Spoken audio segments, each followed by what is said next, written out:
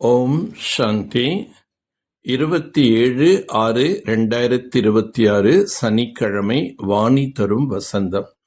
இனிமையான குழந்தைகளே, நினைவின் மூலம் ஆத்மாவிலிருந்து அசுத்தங்களை நீக்கிக் கொண்டே செல்லுங்கள். ஆத்மா முற்றிலும் தூய்மையாக ஆகும்பொழுதுதான் வீட்டுக்கு செல்ல முடியும். பாபா கூறுகின்றார், இனிய குழந்தைகளே, இந்த இறுதி பிறவியில் தந்தையிடமிருந்து முழுமையான ஆஸ்தியினை பெற்றுக் கொள்ளுங்கள். புத்தியை வெளியில் அலைய விடாதீர்கள். விஷத்தை விடுத்து அமிர்தத்தை பருகுங்கள். இந்த கடைசி பிறவியில் நீங்கள் 63 பிறவிகளின் பழக்கங்களை அழிக்க வேண்டும். ஆகையால் இரவு பகல் முயற்சி செய்து ஆத்மாபிமானி ஆகுங்கள். இந்த உலகில் அனைவரும் கலைப்படைந்து இருக்கின்றனர். நாம் நமது சுகதாமத்திற்கு செல்ல வேண்டும் என்று விரும்புகின்றனர். இவ்வுலகை விரும்புவது கிடையாது. சொர்க்கத்தை பார்க்கின்ற போது நரகத்தில் எவ்வாறு மனம் என்பது ஈடுபடும். அனைவரும் சொர்க்கத்தை தான் விரும்புகின்றார்கள். இது சீச்சி உலகமாகும். இதன் பெயரே அசுர உலகம், நரகமாகும். உலகம் எப்படி இருக்கின்றது? இந்த அசுர உலகில் அனைவரும் கலைப்படைந்து விட்டனர். பாபா இப்போது நம்மை துக்கத்திலிருந்து விடுவிக்க வந்திருக்கிறார் என்பது குழந்தைகளாகிய உங்களது உள்ளத்தில் இருக்கின்றது. யார் நல்ல நிச்சய புத்தி உடையவர்களோ அவர்கள் தந்தையின் நினைவை ஒரு பொழுதும் மறக்க மாட்டார்கள். யார் ஸ்ரீமத் படி நடக்கின்றார்களோ அவர்கள்தான் உயர்ந்த பதவி அடைய முடியும். நாடகத்தில் இப்படி ஒரு யுக்தி படைக்கப்பட்டிருக்கின்றது. தூய்மை ஆகாமல் யாரும் தூய்மையான உலகத்திற்கு செல்ல முடியாது. நாம் சத்தியுகம் செல்ல வேண்டுமென்றால் இப்பொழுது தந்தையின் நினைவின் மூலம் ஆத்மாவை முழு தூய்மையாக ஆக்க வேண்டும். தூய்மையினுடைய சக்தி இருந்தால்தான் நாம் தேவதையாக மாற முடியும். தந்தை கூறுகின்றார், இது உங்களது உத்தமமான சரீரமாகும். இதன் மூலம் நீங்கள் சொர்க்கத்தின் ஆஸ்தியை அடைய முடியும். அடைந்து கொண்டிருக்கின்றீர்கள். ஆகையால் இப்போது வேறு எதற்கும் எங்கும் அலை பாயக்கூடாது. ஞான அமிர்தத்தை பருகுங்கள். பாரதவாசிகளுக்கு தங்கத்தின் மீதும் அதிக அன்பு இருக்கின்றது. சத்தியுகத்தில் தங்க மாளிகை இருந்தது. தங்க செங்கற்கள் இருந்தன.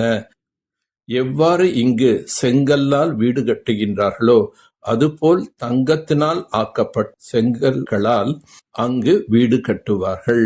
வெள்ளி கற்களால் வீடு கட்டுவார்கள். சத்தியுகத்தில் ஒவ்வொரு பொருளும் சத்தோ பிரதானமாக இருக்கும் என்பதை நீங்கள் அறிவீர்கள்.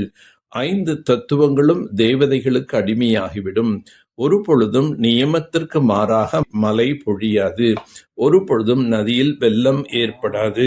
ருத்ர ஞான வேள்வியில் பல வகையான அசுரர்களின் தடைகள் என்பது ஏற்படுகின்றது. இவ்வாறு தடைகள் என்பது ஏற்படத்தான் செய்யும் என்று தந்தை கூறுகின்றார். அழிவற்ற ஞான ரத்தனம் என்று கூறப்படுகின்றது. எந்த அளவுக்கு இதை புத்தியில் தாரணை செய்வீர்களோ இதன் மூலம் பல மடங்கு செல்வந்தர்கள் ஆவீர்கள். சிவ தந்தை ரத்தன வியாபாரியாக உள்ளார்.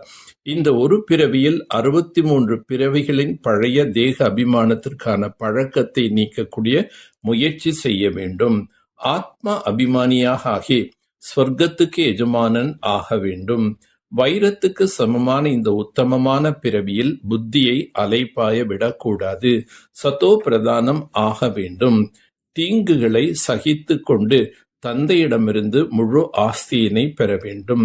சாக்கார பாபாவுக்கு சமமாக தனது ஒவ்வொரு செயலையும் அழியாத நினைவு சின்னமாக ஆக்கும் ஆதாரமூர்த்தி உத்தாரமூர்த்தி ஆகுக.